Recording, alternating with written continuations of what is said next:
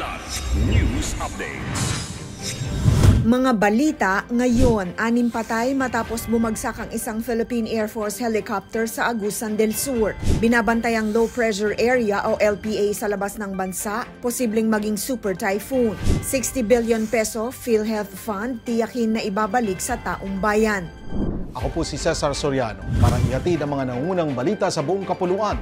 Ngayon, 6 na katawan ang narecover matapos bumagsak ang isang Philippine Air Force o PAF helicopter na Super Huey kahapon sa bisinidad ng Loreto, Agusan del Sur.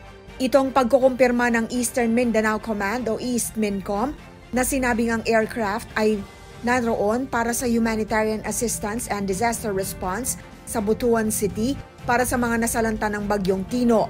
Dagdag pa ng East Mincom na agad natukoy ng mga tropa ng 60th Infantry Battalion ng Philippine Army ang crash site sa search and rescue operation matapos mawala ng komunikasyon ng PAF sa nasabing Super Huey helicopter.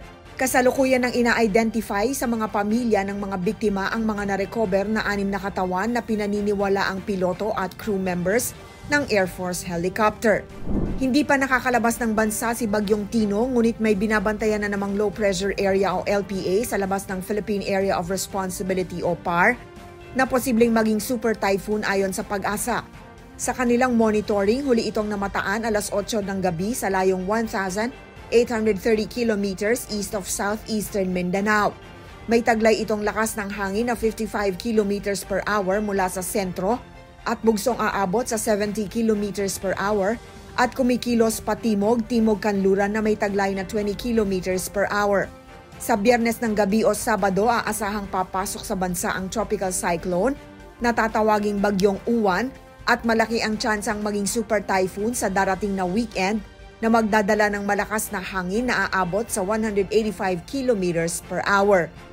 Nanawagan si Senator Pia Cayetano sa Senado na tiyaking hindi mawawala sa 2026 national budget ang 60 billion peso fund ng PhilHealth na ipinag-utos ni Pangulong Ferdinand Marcos Jr. na ibalik. Giit ni Cayetano, nakapaloob na ito sa General Appropriations Bill o GAB na inaprubahan ng Kamara at dapat manatili sa pinal na General Appropriations Act o GAA upang maisakatuparan ang utos ng Pangulo at mga umiiral na batas gaya ng Universal Healthcare Act at Sin Tax Reform Laws. Kasabay nito, ipinaalala ng Public Health Reform Advocate na si Dr. Tony Liachon sa Pangulo, ang kalusugan ay karapatan at hindi pribilehiyo. Ibalik ang 60 billion peso sa taong bayan. Anya, ang pondong ito ay mula sa taong bayan at dapat bumalik sa kanila sa anyo ng maayos na serbisyong pangkalusugan.